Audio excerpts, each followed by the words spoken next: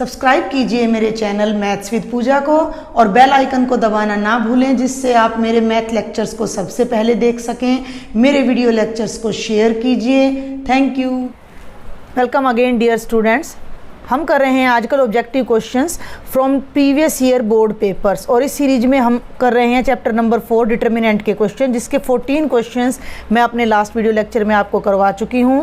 And this is question number 15। Adjoint of the matrix A 2 3 1 -4 is this. और ये आपके पास 4 options हैं बेटा, और ये आपकी एक्सरसाइज 2.3 का क्वेश्चन है और 2017 के एग्ज़ाम में आपका ये क्वेश्चन आया हुआ है। देखिए, वैसे तो एडजॉइंट का मतलब क्या होता है मैं आपको बता दूं। हम सब अच्छे से जानते हैं कि एडजॉइंट ए का मतलब होता है कि हर एलिमेंट के हमने कोफैक्टर्स फाइंड करने हैं। A11, A12, A21 and A22, और फिर हम उन कोफैक्टर से बनने वाले मैट्रिक्स का लेते हैं ट्रांसपोज। ठीक है भाई। बट जब हम 2/2 का करते हैं, एडजॉइंट फाइंड करते हैं, तो उसके लिए हमारे पास डायरेक्ट शॉर्टकट होता है और आपने 2/2 के लिए वही शॉर्टकट अप्लाई करना है, क्योंकि आप 1 मार्क का क्वेश्चन करने जा रहे हो। तो उसमें हम क्या करते हैं कि जस्ट इन 2 एलिमेंट्स को तो हम एक्सचेंज कर देते हैं, इंटरचेंज कर देते हैं, जिसको हम प्रिंसिपल डायगोनल बोलते हैं। और जो नॉन प्रिंसिपल डायगोनल है उसके एलिमेंट्स के हम केवल साइन चेंज कर देते हैं। मैं आपको इसका प्रूफ भी करके दिखाऊंगी। ये देखो भाई, A11 का क्या मतलब है कि इस एलिमेंट का एडजॉइंट, इस एलिमेंट का कोफैक्टर, इसका कोफैक्टर क्या होगा -1 = 1 + 1। ये रो और कॉलम हमारा खत्म हो जाएगा एंड -4, तो कितना आ जाएगा भाई -4। फिर हम लेते हैं A12 क्या है बेटे अपना, ये 3 है। 3 का जब हम कोफैक्टर लेंगे तो 3 वाली रो और कॉलम को हम ख़त्म कर देंगे, तो हमारे पास केवल 1 बचेगा, बाहर आ जाएगा -1 = 1 + 2 और डिटर्मिनेंट ऑफ 1, इसका साइन नेगेटिव आएगा तो ये -1 हो गया। क्लियर। अब हम लेते हैं A21 हमारा क्या है, कोफैक्टर ऑफ 1 का कोफैक्टर भाई, ये देखो ये 1 है, इसका कोफैक्टर कैसे निकलेगा, -1 की पावर, ये दोनों फिक्सेस यानी कि 2 + 1, ये रो और कॉलम डिलीट हो जाएंगी और जस्ट डिटर्मिनेंट ऑफ 3 पॉजिटिव है, बाहर -1 की पावर 3 है, तो ये आपका -3 हो जाएगा। और A22 यानी कि -4 का कोफैक्टर, तो -1 = 2 + 2, ये रो और कॉलम चला जाएगा हमारा और ये 2 आ गया। क्लियर है। ये मैं आपको लॉन्ग मेथड से बता रही हूँ, जस्ट एक बार रिमाइंड कराने के लिए।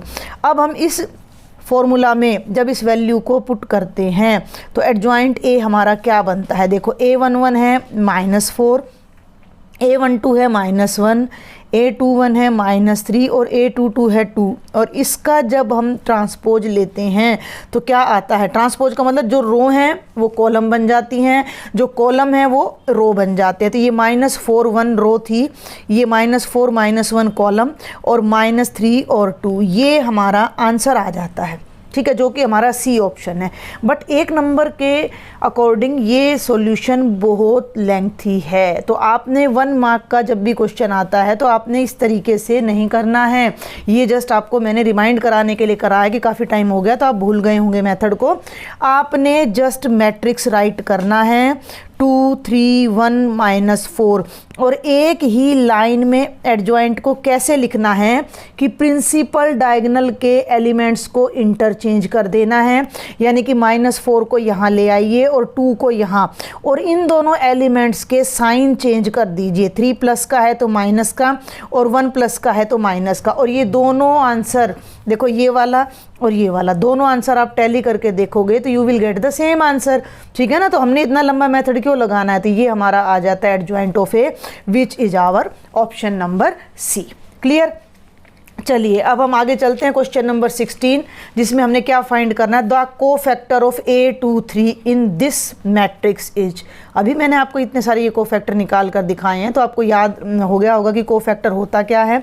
A23 second row third column, ये है A21 A22 A23, ये एलिमेंट है, तो हमने इसका कोफैक्टर निकालना है। तो उसे हम कैसे लिखेंगे, A23 और ये क्या होगा, -1 की पावर इन दोनों फिक्सेस का सम यानी कि 2 + 3, और फिर हम डिटर्मिनेंट लेंगे जिसमें हम इस एलिमेंट वाली रो को और इस एलिमेंट वाले कॉलम को ख़त्म कर देते हैं, काट देते हैं, डिलीट कर देते हैं और हमारे पास क्या बच जाता है 2 -3 1 और 5। और इसको अब हम सॉल्व कर लेते हैं तो ये हो जाएगा -1⁵ और डिटर्मिनेंट अभी लास्ट वीडियो में भी मैंने एक्सपेंड किए हैं। 5 2 जा 10 माइनस ऑफ -3 तो -1 की पावर 5 है, ओड है तो -1 आ जाएगा और 10 + 3 कितना हो जाएगा 13 और -13 जो कि हमारा पार्ट नंबर डी है। तो हमारा आंसर ये आ जाएगा पार्ट नंबर डी जो कि -13 है और इसका हमारा सॉल्यूशन है पार्ट नंबर सी। आगे चलते हैं बेटा, अब हम करते हैं क्वेश्चन नंबर 17 और क्वेश्चन नंबर 17 क्या है, if A is a square matrix of order 3/3 3/3 order का है, ठीक है भाई। तो ये बात को पहले नोट कर लो, जो बातें आती हैं उनको नोट कर लिया करो। ऑर्डर ऑफ ए कितना है 3 है, such that determinant of A is equal to 3, determinant भी बाई चांस 3 है। Then the value of determinant of 2a determinant. अगर आपने मेरा लास्ट लेक्चर ध्यान से देखा है तो वहाँ मैंने आपको इसी नोटबुक में कराया हुआ, ये देखो मैंने आपको कहा था कि आप इस पॉइंट को नोट कर लें। ये देखें determinant of k is to power n determinant of a और n क्या था ऑर्डर ऑफ द मैट्रिक्स। तो वही चीज़ यहाँ पर हमारे पास अब यूज हो रही है। तो a का डिटर्मिनेंट हमें पता है और 2a का डिटर्मिनेंट हमने निकालना। तो ये क्या बन जाएगा 2 की power n determinant of a। n हमारा ऑर्डर है जो कि 3 है, डिटर्मिनेंट भी बाई चांस 3 है। सारी वैल्यूज़ को यहाँ पुट कर दीजिए। 2 क्यूब इंटू 3, 2 क्यूब कितना होता है 8 इंटू 3, 8 3 जा कितना होता है 24। तो हमारा आंसर आ जाएगा 24 जो कि हमारा पार्ट बी है। तो ये मैंने आपको लास्ट लेक्चर में भी बोल दिया था कि ये 2-3 कॉन्सेप्ट बहुत इंपॉर्टेंट हैं जिन्हें आपने अपनी नोटबुक में नोट कर लेना है। इन पर एक क्वेश्चन सर्टेनली आता है ऑब्जेक्टिव्स में। ओके अब हम ये मैं आपको बता दूं कि ये क्वेश्चन आपका 2014 में आया है, इससे लास्ट वाला 2015 के एग्ज़ाम में आया था। और अब जो क्वेश्चन मैं आपको कराने जा रही हूँ क्वेश्चन नंबर 18, ये आपका 2012 के एग्ज़ाम में आया है। If a is equal to this 0 sin θ 1 minus sin θ 0 sin θ -1 minus sin θ 0, then the value of, ये देखो ये दोनों साइन नहीं आएंगे, डिटर्मिनेंट ऑफ a। या तो हम ऐसे लिखेंगे डिटर्मिनेंट a या हम ऐसे साइन लगाएंगे डिटर्मिनेंट a। तो एक्चुअल में हमने करना है क्या डिटर्मिनेंट फाइंड करना, और 1 नंबर का क्वेश्चन है तो भाई बहुत ज़्यादा टाइम आपने बिल्कुल नहीं लगाना है, जस्ट एक्सपेंड कर दीजिए फटाफट से। ठीक है भाई 0 sin θ 1 ये तो मैं आपको लिख के दिखा रही हूँ, अदरवाइज आपने सिर्फ एक्सपेंड करना है अपनी रफ में नोटबुक में कहीं और आंसर राइट कर देना है। तो हम फर्स्ट रो से एक्सपेंड करते हैं तो 0 के साथ जो भी आंसर आएगा उसको लिखने की ज़रूरत ही नहीं है, वो 0 बन जाएगा। सेकंड पे आ जाइए तो माइनस ऑफ sin θ, इसके साथ हम sin θ का को फैक्टर लेंगे तो ये रो और कॉलम चली जाएगी, तो ये हो जाएगा माइनस ऑफ sin θ इंटू में sin θ -1 इंटू 0 और प्लस में फिर हमारा आ जाएगा भाई थर्ड एलिमेंट कितना है 1 है, तो भाई 1 वाली रो और कॉलम को हटा दीजिए तो ये कितना बन गया बेटा माइनस ऑफ sin θ 0 -1 और माइनस ऑफ sin θ का डिटर्मिनेंट। सॉल्व कर दीजिए भाई 0 के साथ यहाँ जो भी टर्म आएगी ये तो कम्प्लीटली 0 हो गया, इसको तो भूल ही जाओ।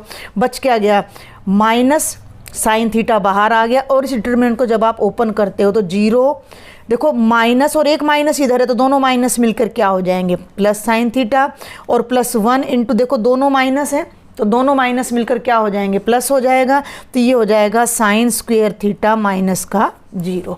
सॉल्व कर लीजिए इस रिजल्ट को, देखिए 0 माइनस sin θ को 0 से करिएगा 0 आएगा और माइनस sin θ को प्लस sin θ से करिएगा तो माइनस ऑफ sin² θ और +1 को sin² θ से करिएगा तो प्लस sin² θ, दोनों कैंसिल हो जाएंगे।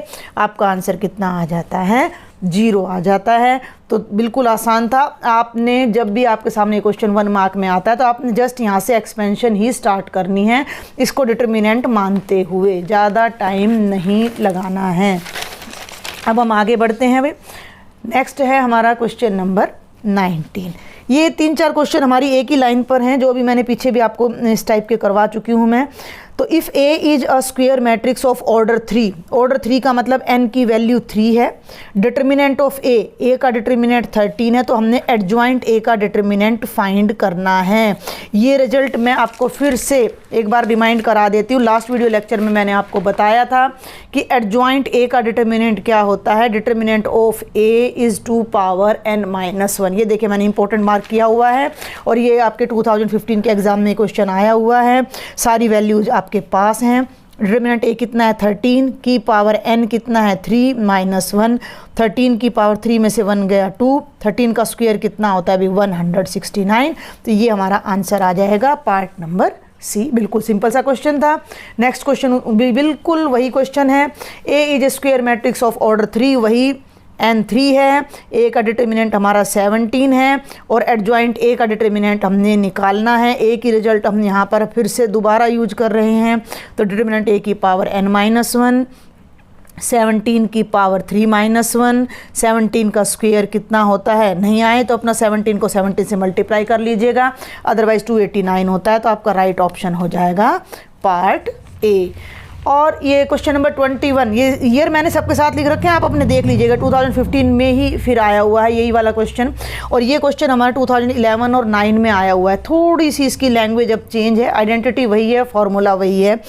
If A is a square matrix of order 3 such that determinant of adjoint A is 64, ध्यान देना है, n3 है और इस बार हमें एडजॉइंट ए का डिटर्मिनेंट नोन है और हमें ए का डिटर्मिनेंट निकालना है। इन दोनों क्वेश्चंस में हमें ए का डिटर्मिनेंट नोन था, एडजॉइंट ए का फाइंड करना था, उल्टा है। तो इसका क्या फॉर्मूला था, इसका फॉर्मूला था डिटर्मिनेंट ए की power n-1 is equal to 64, उसी को आप यूज कीजिए। डिटर्मिनेंट ए की पावर n कितना है 3 - 1 is equal to 64, means determinant A square is equal to 64। 64 किसका स्क्वायर होता है भाई, हम सब जानते हैं 8 स्क्वायर, स्क्वायर से स्क्वायर कैंसिल, और ए का डिटर्मिनेंट कितना आ जाएगा 8, जो कि आपका ए ऑप्शन है। तो बहुत आसान क्वेश्चन आपको यहाँ पर मिल रहा है करने के लिए। ये आगे चलते हैं। If A is equal to this then adjoint A. अब आपको बेटा याद होगा कि थोड़ा सा वीडियो को पीछे करिएगा, और ये मैंने 15th क्वेश्चन में भी आपको एडजॉइंट ही बताया है। तो यहाँ मैं एक ही लाइन में बस आपको अब एडजॉइंट लिख कर दिखाऊंगी। ये आपका ए है, तो एडजॉइंट ए मैंने क्या बताया था, प्रिंसिपल डायगोनल के एलिमेंट्स को रिवर्ट कर देना है, आगे पीछे कर देना है, इंटरचेंज कर देना है, 2 1 आपस में बदल देना है। और नॉन प्रिंसिपल डायगोनल जो होता है उसके एलिमेंट्स के हमने साइन चेंज कर देने हैं। तो 4 प्लस का था माइनस हो गया, और 0 पर साइन का कोई इफेक्ट पड़ता नहीं है, तो एज इट इज। तो ये आपका आंसर आ जाएगा, जो कि आप देख सकते हो कि आपका ए ऑप्शन है। क्लियर, ठीक है भाई, आगे चलते हैं। अब हम नेक्स्ट है क्वेश्चन नंबर 23। ये आपके 2007 के एग्जाम में आया है बेटा। If A is a singular matrix, last lecture में मैंने आपको बताया है कोई भी मैट्रिक्स सिंगुलर तब होता है जब उसका डिटर्मिनेंट 0 होता है। देन एडजॉइंट ए इज, ध्यान से समझना, अगर ए एक सिंगुलर मैट्रिक्स है तो उसका एडजॉइंट कैसा होगा, सिंगुलर होगा, सिमेट्रिक होगा, नॉन सिंगुलर होगा, डज नॉट एग्जिस्ट। भाई देखो ना, एक सिंपल सी बात है कि डिटर्मिनेंट 0 है, तो एडजॉइंट ए का बिहेवियर हमने देखना है। सिंगुलर कोई भी मैट्रिक्स कब होता है, जब डिटर्मिनेंट 0, नॉन सिंगुलर कब होता है, जब डिटर्मिनेंट नॉन 0 हो। सिमेट्रिक के लिए हमें ट्रांसपोज देखना पड़ता है, तो ट्रांसपोज तो हम देखेंगे कैसे जब हमें मैट्रिक्स ही नहीं पता, तो हम इसके डिटर्मिनेंट पर फोकस करते हैं। तो ये क्या बनेगा, ये बनेगा डिटर्मिनेंट ए की पावर n-1, और डिटर्मिनेंट ए ऑलरेडी 0 है, तो 0 की पावर आप कितनी भी लगा लीजिए वो 0 ही आएगी। और जब हम एडजॉइंट ए के डिटर्मिनेंट को देखते हैं कि वो 0 आ रहा है, तो ये भी तो एक मैट्रिक्स है और इसका डिटर्मिनेंट 0 आ रहा है, तो जिस भी मैट्रिक्स का डिटर्मिनेंट 0 आता है वो सिंगुलर होता है। तो इससे क्या कंक्लूजन निकलता है कि एडजॉइंट ए भी क्या होगा, सिंगुलर होगा। तो हमारा जो राइट ऑप्शन है वो ये फर्स्ट पार्ट ए हो जाता है। आगे चलते हैं question number 24। For what value of m this matrix has no inverse. मान लीजिए मैट्रिक्स का नाम a है, ये वैसे डिटर्मिनेंट लग गया, ये मैट्रिक्स होना चाहिए था, तो ये हो गया m2 3 4, ये एक मैट्रिक्स है और कह रहा है कि इसका कोई इन्वर्स नहीं है। इन्वर्स नहीं है का मतलब है मैट्रिक्स इन्वर्टिबल नहीं है। देखो बात को समझना है, ए इज नॉट इन्वर्टिबल। और कोई मैट्रिक्स इन्वर्टिबल कब नहीं होता? जब वो सिंगुलर होता है, यानी कि उसका डिटर्मिनेंट क्या है? 0 है। तो कुल मिला के कहानी क्या है कि हमें इसका डिटर्मिनेंट इक्वल टू क्या करना है? 0 कर देना है, जिससे हमारी m की वैल्यू आ जाएगी। तो ये हो गया बेटा determinant of m 2 3 4 is equal to 0। Solve कर लीजिए। It will be 4m minus 6 is equal to 0। m को इधर रख लीजिए, 4m इज इक्वल टू 6 और m आपका हो जाएगा 6/4, 2 3 जा 6, 2 2 जा 4 और m की वैल्यू अगर हमारी 3/2 आती है then this determinant will be 0। और जब डिटर्मिनेंट 0 होगा तो मैट्रिक्स सिंगुलर होगा, और सिंगुलर होगा तो उसका कोई इन्वर्स एग्जिस्ट नहीं करेगा।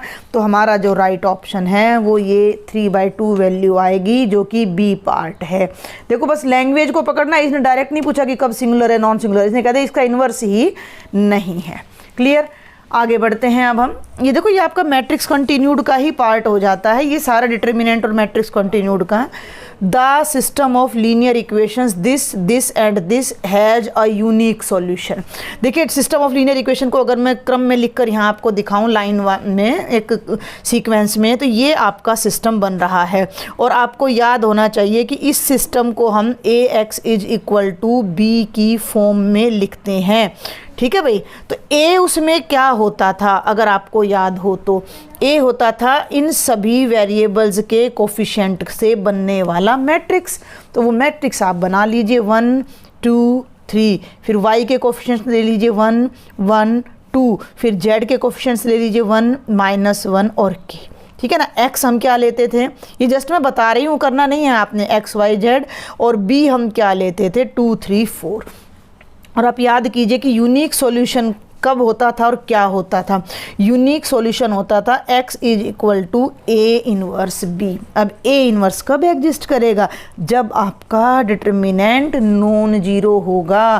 तो यूनिक सॉल्यूशन के लिए आपने सिर्फ एक ही काम करना है कि इस मैट्रिक्स के डिटर्मिनेंट को निकालना है और इसको नॉन जीरो प्रूव कर देना है आपने। ठीक है भाई? तो इसका डिटर्मिनेंट फाइंड कर लीजिए आप क्या है। अब मैं डायरेक्ट एक्सपेंड कर रही हूँ, आप ये देखिएगा, एक्सपेंडिंग बाय फर्स्ट रो। तो देखिए भाई 1 राइट किया मैंने, 1 के ब्रैकेट में ये रो और कॉलम को ख़त्म किया, तो हमारे पास बचता है 1 -1 2 एंड k। फिर सेकंड एलिमेंट लिया -1, ये रो गई और सेकंड कॉलम गया, तो 2 -1 3k, 2 -1 3k प्लस हमने फिर 1 लिया तो ये बच गया 2 1 3 2 and this value must not be equal to 0, तभी हमारा सॉल्यूशन यूनिक होगा। तो ये देखो 1 1 1 तीनों के बाहर 1 है, उसको तो भूल जाओ, क्योंकि 1 को किसी से मल्टीप्लाई करो तो एज इट इज आ जाता है। तो ये हो गया बेटा जी k माइनस माइनस प्लस 2, -1 बाहर है, ये बन गया 2k इनकी प्रोडक्ट और माइनस माइनस +3 और +1 बाहर 4 -3, this should not be equal to 0। ये हो गया k + 2 - 2k, देखो ना -2k -3 और 4 में से 3 गया 1 इज नॉट इक्वल टू 0 होना चाहिए। k -2k, ध्यान देना, ये बन गया -k और 2 + 1 3 से 3 कैंसिल हो गया, इज नॉट इक्वल टू 0, या k ही 0 नहीं होना चाहिए। मीन्स k के प्लेस पर अगर हम कोई भी नॉन जीरो नंबर रखेंगे तो always we will get a unique solution. तो हमारा जो राइट ऑप्शन हो जाता है वो ये हो जाता है k is not equal to 0, जो कि हमारा पार्ट नंबर बी है। ये कुछ अलग से क्वेश्चंस मैं आपको करा रही हूँ, क्योंकि इस बार आपने केवल ऑब्जेक्टिव क्वेश्चंस ही अटेम्प्ट करने हैं। चलिए अब हम करते हैं question number 26। If a5 is equal to i, ठीक है, यानी कि a को 5 टाइम्स मल्टीप्लाई करें तो आइडेंटिटी आ रहा है, तो a इनवर्स क्या होगा? What will be the value of a inverse? कैसे निकालें? ना तो हमें a पता, a नहीं पता तो डिटर्मिनेंट कैसे निकले, एडजॉइंट कैसे निकले, कुछ भी नहीं करना। Pre multiply both sides by a inverse, pre multiply both sides by a inverse. तो ये a इनवर्स इंटू a5 और ये a इनवर्स इंटू i। देखो ना सेम बेस है तो पावर है तो 5 - 1, यहाँ a की पावर तो 4 आ जाएगी। और आइडेंटिटी मैट्रिक्स को किसी भी दूसरे मैट्रिक्स से जब हम मल्टीप्लाई करते हैं तो वही तो मैट्रिक्स रह जाता है, तो वो हो जाएगा a इनवर्स। तो a का इन्वर्स a की पावर 4 के इक्वल आ गया, क्योंकि हमारा आंसर इन्हीं में से तो कोई एक है, और जो कि हमारा क्या है, पार्ट बी है। तो ये डिफरेंट क्वेश्चन था। अगर इनके ईयर शायद मैं लिखना भूल गई तो मैं आपको डिस्क्रिप्शन बॉक्स में इनके ईयर मेंशन कर दूंगी, किस किस क्वेश्चन कौन सा क्वेश्चन किस ईयर में आया है। चलिए अब है ये हमारा question number 27, the number of solutions of, देखिए दो इक्वेशंस हमें गिवन है, 3x - 4y = 1 and x + 2y = 7। Okay, तो ये हमारे पास दो इक्वेशंस हैं और हमसे पूछा गया है कि इनके जो सॉल्यूशंस है वो यूनिक हैं, 3 हैं, 4 हैं, या कोई भी सॉल्यूशन नहीं है। बिल्कुल अपने इस क्वेश्चन की तरह हम इसको करेंगे। वैसे तो आप इसको अपने 10th क्लास के मेथड से भी कर सकते हैं, A1/A2, B1/B2, C1/C2, बट उसके बजाय हम A मैट्रिक्स बनाते हैं which is the coefficient of the given variables. तो 3 1 - 4 2, और A का डिटर्मिनेंट फाइंड कीजिए। 3 - 4 1 2 कितना आया, 3 2 = 6 -4 यानी 10, जो कि नॉन जीरो है। नॉन जीरो है तो आपका इन्वर्स एग्जिस्ट करेगा, और इन्वर्स एग्जिस्ट करेगा, यहाँ लिख देती हूँ मैं, A इन्वर्स एग्जिस्ट, इसका मतलब system has a unique solution. तो हमारा जो पार्ट ए है वो राइट हो जाएगा। और ये इस लेक्चर का हमारा लास्ट क्वेश्चन है। If A is this given matrix such that, ध्यान देना है, A inverse = BA then the value of B। अब ये क्वेश्चन कुछ बच्चों को थोड़ा लंबा लग सकता है। आपको इसमें क्या करना है, पहले आपने A इनवर्स निकालना है और फिर इन दोनों में वैल्यूज़ पुट करके फिर आपने B की वैल्यू फाइंड करनी है। अब A इनवर्स में भी कि आपको लेंथी लगे, लेकिन A इनवर्स एक्चुअल में होता क्या है, याद हो अगर आपको, तो it is adjoint A bye determinant A। Adjoint A का मैं आपको शॉर्टकट बता चुकी हूँ। डिटर्मिनेंट ए हम यहाँ से 1 मिनट में निकाल लेते हैं। 2 - 2, हमें देखो मेथड नहीं शो करना, हमें तो जस्ट आंसर शो करना है, तो ज़्यादा टाइम हम नहीं लगाएंगे। -4 और बेटा जी -5 3 = 15, यानी कि कितना आ गया, माइनस का 19, जो कि नॉन जीरो है। तो ये तो ए डिटर्मिनेंट आ गया। और ए इनवर्स की बात करूँ तो वो क्या होता है, adjoint A bye determinant A, determinant हो गया -1/19। और एडजॉइंट को अब मैं यहाँ डायरेक्ट लिख रही हूँ, फाइंड नहीं कर रही हूँ मैं। क्या बताया था मैंने, एलिमेंट्स को इंटरचेंज कर दो, -2 2, और इनके साइन चेंज कर दो। ठीक है भाई, तो ये तो आपका आ गया A इनवर्स। बाहर आप यही रहने देना, माइनस अंदर ले जाना, 1/19, ये माइनस यहाँ एडजस्ट हुआ 2, ये माइनस इससे एडजस्ट हुआ 3, कहीं हाँ नहीं बिल्कुल ठीक चल रहे हैं, साइन चेंज करने हैं। यस, यहाँ -5 आएगा ना, देखा, ये दोनों तो इंटरचेंज कर दिए, इन दोनों का साइन चेंज करना है। तो ये -20 से एडजस्ट होकर 5 और ये माइनस का 2, ये तो आ गया आपका A इनवर्स। और इसको हमने BA के इक्वल रखना है। तो अब इस इक्वेशन को उठा लीजिए आप यहाँ से। देखिए अगर आप लॉन्ग मेथड से करते हैं, अच्छे तरीके से निकालते हैं तो बहुत टाइम लग जाएगा। A inverse = BA। ठीक है भाई, ध्यान से देखना है। A इनवर्स को लेफ्ट में रख लीजिए, 1/19 2 3 5 -2 = B। और A भी ध्यान से देखिए आप, 2 3 5 -2। अगर हम दोनों तरफ थोड़ा ध्यान से कंपैरिजन करें तो ये दोनों मैट्रिक्स बिल्कुल सेम हैं। ये देखिए, तो अगर यहाँ इक्वलिटी कब होगी, जब B के प्लेस पर मैट्रिक्स से मैट्रिक्स कटता नहीं है। आपने मैट्रिक्स का डिवीजन नहीं सीखा है, ये बात आप ध्यान रखेंगे। कहीं आप इसको इससे कैंसिल कर दें, नहीं, यहाँ जस्ट इक्वलिटी की बात चल रही। इक्वलिटी तब होगी जब दोनों मैट्रिक्स सेम स्केलर से मल्टीप्लाई होंगे। तो इधर 1/19 है तो इधर भी B के प्लेस पर क्या होगा, 1/19। तो दोनों तरफ जब हम कंपेयर करेंगे तो B की वैल्यू कितनी आ जाएगी, 1/19, जो कि हमारा ऑप्शन नंबर D है। तो ये थे बेटा आपके चैप्टर नंबर 4 डिटर्मिनेंट्स और मैट्रिसेस कॉन्टिन्यूड के लगभग 28 क्वेश्चंस, जिसमें से आपके 23 क्वेश्चंस लास्ट ईयर एग्जाम में आए थे। और मैं कह रही थी कि यहाँ ईयर मैंने लिखना भूल गई हूँ, ऐसा कुछ नहीं है, ये आपको जस्ट प्रैक्टिस के लिए मैंने दिए हैं क्वेश्चन। तो ये थोड़े से एक्सेप्शनल क्वेश्चन है, तो आपने इनको भी ट्राई करना है। अगर इन क्वेश्चंस में आपको कोई डाउट रहता है, कोई और क्वेश्चंस आप मुझसे डिस्कस करना चाहते हैं, then do write me in the comment box. If you like my lectures then don't forget to share with your friends, subscribe my channel. Thank you.